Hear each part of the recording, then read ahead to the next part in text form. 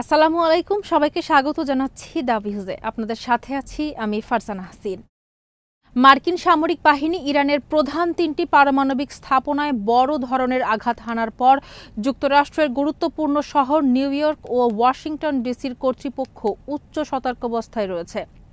শনিবার রাতে মার্কিন বাহিনী ইরানের তিনটি প্রধান পারমাণবিক স্থাপনা ফোর্দো, নাতাঞ্জ ও ইস্পাহানে বড় ধরনের হামলা চালিয়েছে।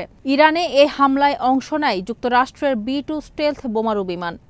ফোর্দো পারমাণবিক স্থাপনায় 5 থেকে 6টি বাংকার ব্লাস্টার বোমা আঘাত হেরেছে বলে জানিয়েছেন যুক্তরাষ্ট্রের প্রেসিডেন্ট ডোনাল্ড ট্রাম্প। আর নাতাঞ্জ ও ইস্পাহান পারমাণবিক স্থাপনা লক্ষ্য করে মার্কিন ডুবোজাহাজগুলো থেকে 30টি টমাহক ক্ষেপণাস্ত্র নিক্ষেপ করা হয়। হামলার পর হোয়াইট হাউস থেকে জাতির উদ্দেশ্যে দেয়া সংক্ষিপ্ত ভাষণে ট্রাম্প বলেছেন, মার্কিন বাহিনীর হামলায় ইরানের পারমাণবিক জ্বালানি সমৃদ্ধ করার স্থাপনাগুলো পুরোপুরি বিলুপ্ত হয়ে গেছে। ধর্মীয় স্থাপনাগুলোতে নিরাপত্তা জোরদার করা হয়, জানিয়েছে ফক্স নিউজ। সামাজিক মাধ্যম এক্সে এক পোস্টে নিউ ইয়র্ক পুলিশ বিভাগ বলে, ইরানের পরিস্থিতি পর্যবেক্ষণ করছি।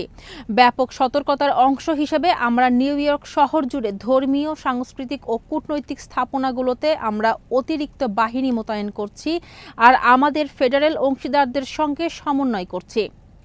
নিউ ইয়র্ক শহরের যে কোনো সম্ভাব্য প্রভাব পর্যবেক্ষণ অব্যাহত রাখব আমরা। এর কিছুক্ষণ পর ওয়াশিংটন ডিসির মেট্রোপলিটন পুলিশ বিভাগ সামাজিক মাধ্যমে একই ধরনের একটি বিবৃতি প্রকাশ করে।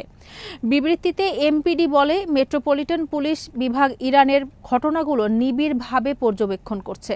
বাসিন্দাদের, ব্যবসা প্রতিষ্ঠানগুলো এবং ডিস্ট্রিক্ট অব কলম্বিয়ায় আসা দর্শনার্থীদের সুরক্ষা সাহায্য করার জন্য তথ্য ভাগাভাগি করতে ও গোয়েন্দা পর্যবেক্ষণে আমরা আমাদের স্থানীয় অঙ্গরাজ্যের ও ফেডারেল আইন প্রয়োগকারী অংশীদারদের সঙ্গে সক্রিয়ভাবে সমন্বয় করছি।